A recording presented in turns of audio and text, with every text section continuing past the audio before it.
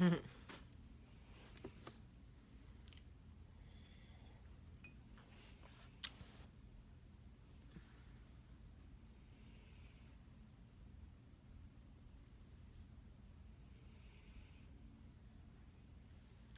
morning and welcome to Coffee Talk. Good morning, Ryan. Good morning, Meredith. Good morning, Tammy.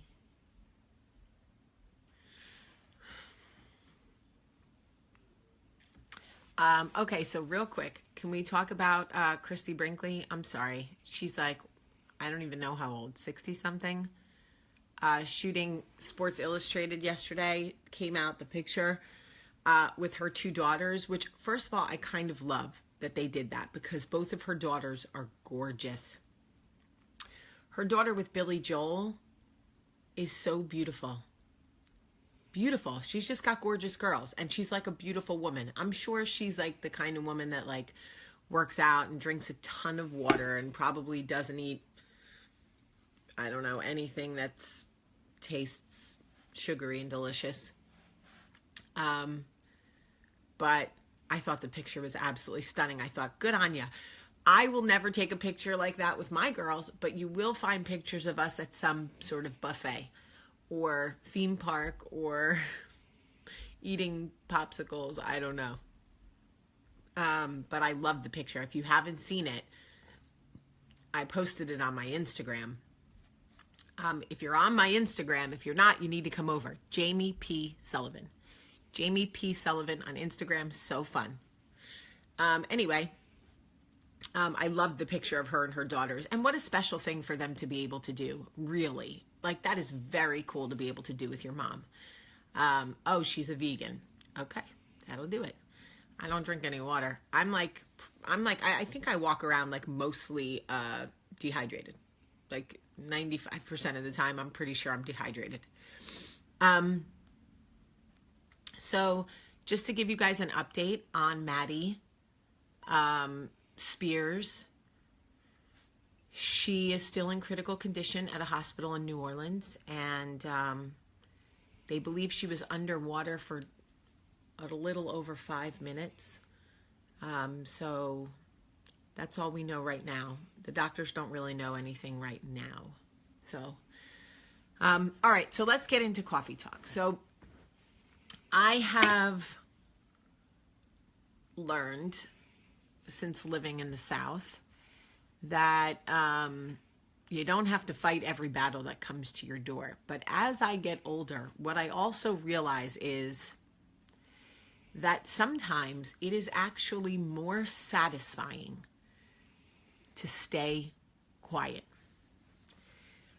If somebody would have told me back in the day that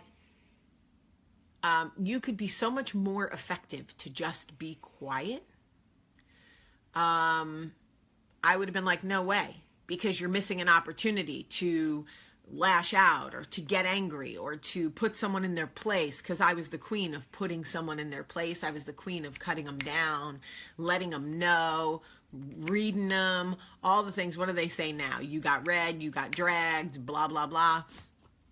I was the queen of that. That was part of my defense. And now at 40, I realize that it is so much more effective to take a knee and watch what's happening around you. Because the quieter you become, the better your vision to see what is actually going on around you. Because when you're spouting off at the mouth, you're not paying attention to what other people are doing. When you get quiet, you can really see the actions or inaction of others. I'm not saying words aren't needed sometimes, Carrie. I agree with you. Sometimes you got to speak up, but I'm talking about the times in your life where your instinct says to stay quiet, but your habit says to get louder. Ignore the habit and give them silence. Because even with your kids, in your marriage, yesterday, Michael snapped at me about something, and I was getting ready to walk the dog with the kids, and I said to him, yeah, you're not going to talk to me like that. That's a negative. So, and while we were walking the dog, Olivia said to me, Mom, if you give him nothing, he gets nothing. Better say that, Olivia. You better say that.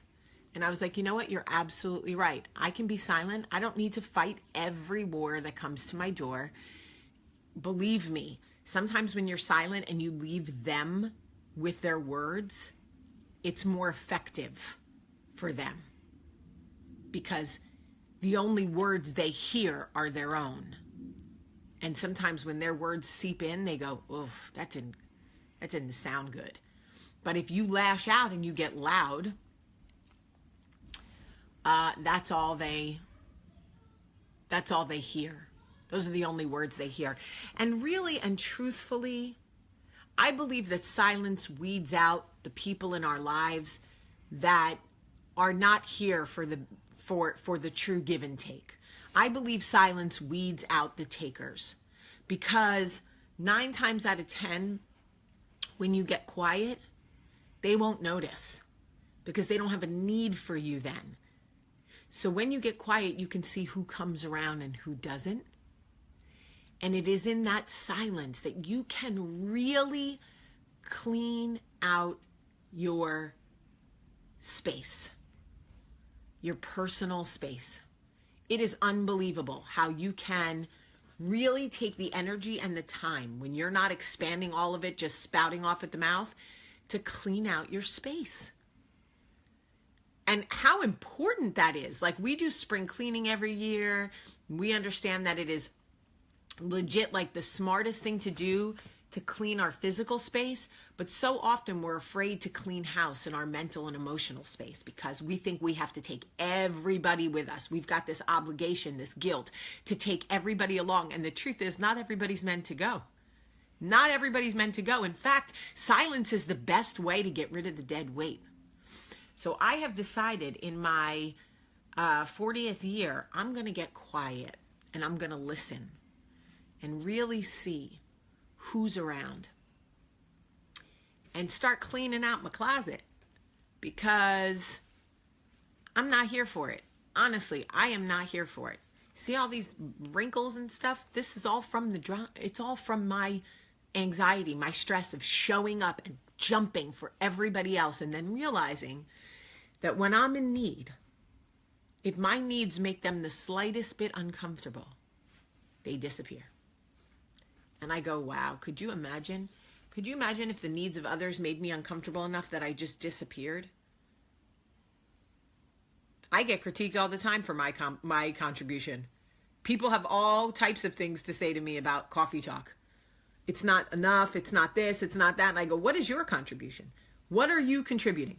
Do you have any idea how hard it is to get up every day and put yourself in front of 1,000 people live, and thousands more who will watch throughout the day, and do it for no money, just do it because you genuinely want to help love people back to life? How easy it is for you to sit there and critique my contribution when you make none of your own. So I have decided that silence is what is needed to protect my peace. And it is probably what is needed to protect yours. So let's do this together. Let's do it together.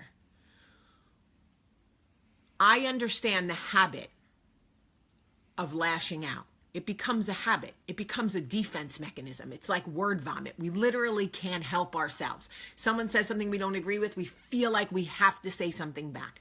If somebody says something that we know is wrong, we feel like we have to say something back. And it's a constant just word storm. It's a word fight nonstop. I would say, try with me more silence.